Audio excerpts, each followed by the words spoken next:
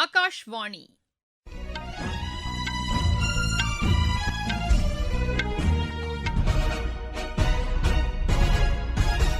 செய்திகள் வாசிப்பவர் சுமித்ரா ரத்னம். தலைப்புச் செய்திகள்: நாட்டின் இளைஞர்களின் எதிர்காலம் மற்றும் நலனே முக்கியம் என்று பிரதமர் திரு நரேந்திர மோடி தெரிவித்துள்ளார்.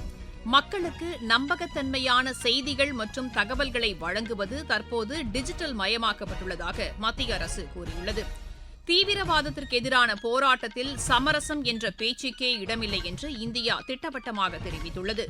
அமெரிக்கா, சவுதி அரேபியா இடையே வளைகுடா நாடுகளுக்கான அணுசக்தி திட்டத்தை உருவாக்கும் வகையிலான முக்கிய ஒப்பந்தம் கையெழுத்தாகியுள்ளது.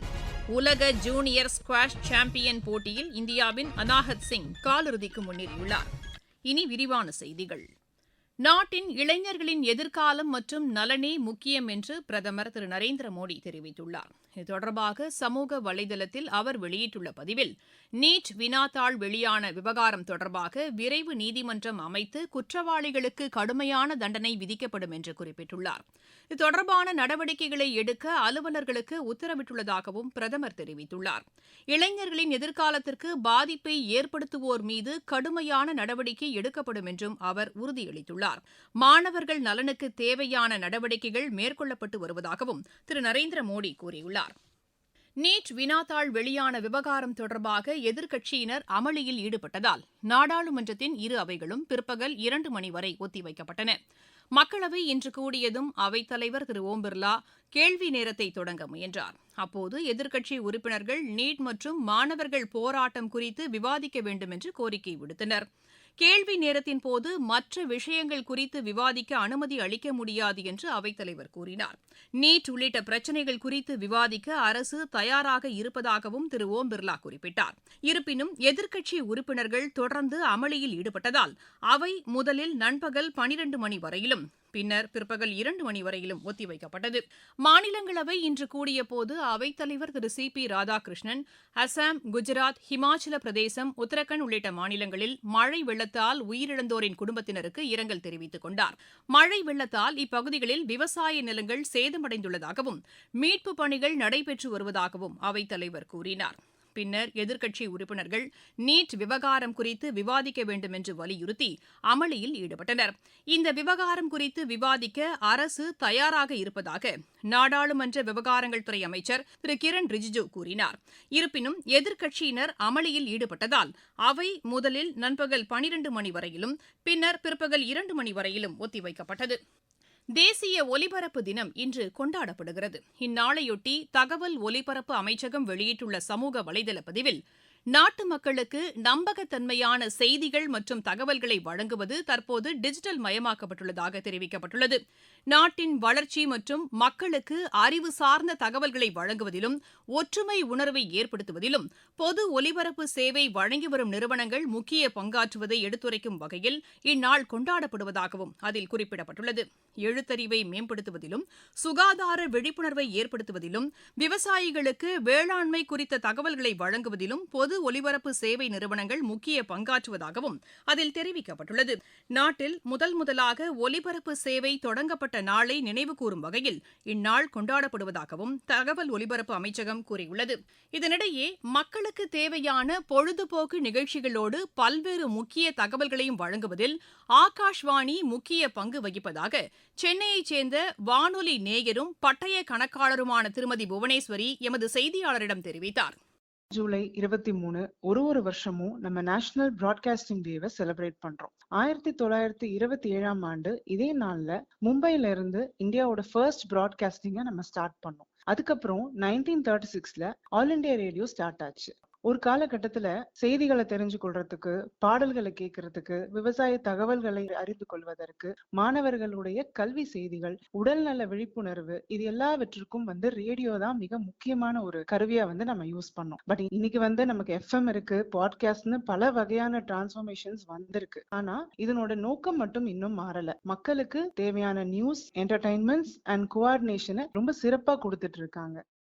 தீவிரவாதத்திற்கு எதிரான போராட்டத்தில் சமரசம் என்ற பேச்சுக்கே இடமில்லை என்று இந்தியா திட்டவட்டமாக தெரிவித்துள்ளது.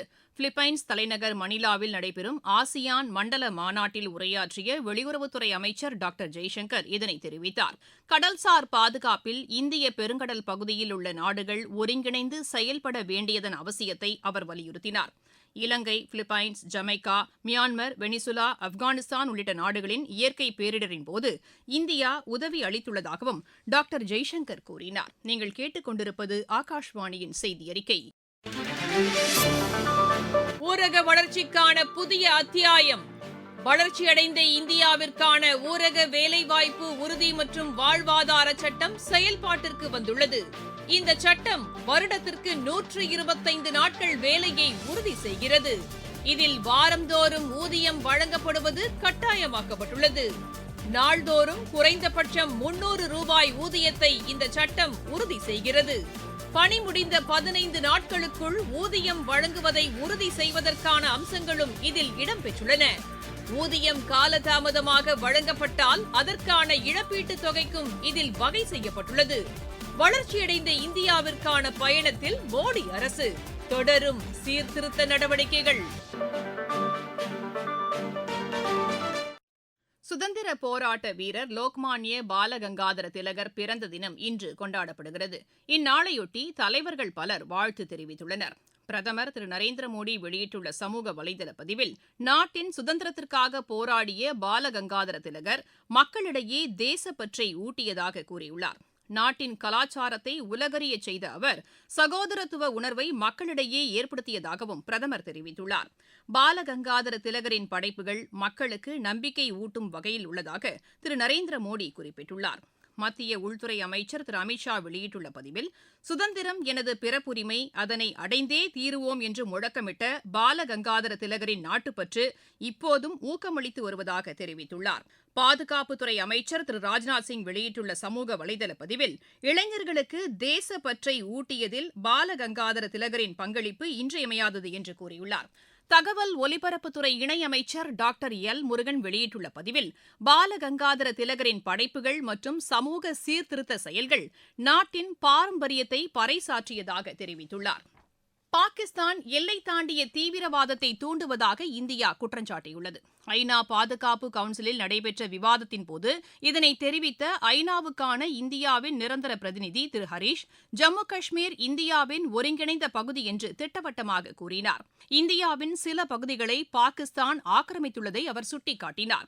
சிந்து நதிநீர் பிரச்சினை குறித்து பேசிய திரு ஹரீஷ், எல்லை தாண்டிய தீவிரவாதத்தை பாகிஸ்தான் உடனடியாக நிறுத்த வேண்டும் என்றும் கேட்டுக் கொண்டார். அசாமில் மழை வெள்ளத்தால் உயிரிழந்தோர் எண்ணிக்கை 41ஆக அதிகரித்துள்ளது. தொடர் மழை காரணமாக 6,40,000 பேர் பாதிக்கப்பட்டுள்ளதாக அம்மாநில அரசு தெரிவித்துள்ளது. ஆறுகளில் வெள்ளப்பெருக்கு ஏற்பட்டுள்ளதால் பொதுமக்கள் பாதுகாப்பான இடங்களில் தங்க வைக்கப்பட்டுள்ளனர். அடுத்த 3 நாட்களுக்கு அசாமில் கனமழை பெய்யக்கூடும் என்றும் எச்சரிக்கப்பட்டுள்ளது. அமெரிக்கா, சவுதி அரேபியா இடையே வளைகுடா நாடுகளுக்கான அணுசக்தி திட்டத்தை உருவாக்கும் வகையிலான முக்கிய ஒப்பந்தம் கையெழுத்தாகியுள்ளது. இந்த அணுசக்தி ஒப்பந்தம் மூலமாக சவுதி அரேபியாவின் அணுசக்தி திட்டத்தில் அமெரிக்க நிறுவனங்கள் பெருமளவில் பங்கேற்க வழிவகை ஏற்பட்டுள்ளதாக அமெரிக்க எரிசக்தி துறை கூறியுள்ளது. இந்த ஒப்பந்தம் அமெரிக்க நாடாளுமன்றத்தின் பரிசீலனைக்கு தற்போது அனுப்பப்பட்டுள்ளதாகவும் தெரிவிக்கப்பட்டுள்ளது. உலக ஜூனியர் ஸ்குவாஷ் சாம்பியன் போட்டியில் இந்தியாவின் அனாஹத் சிங் காலிறுதிக்கு முன்னேறியுள்ளார்.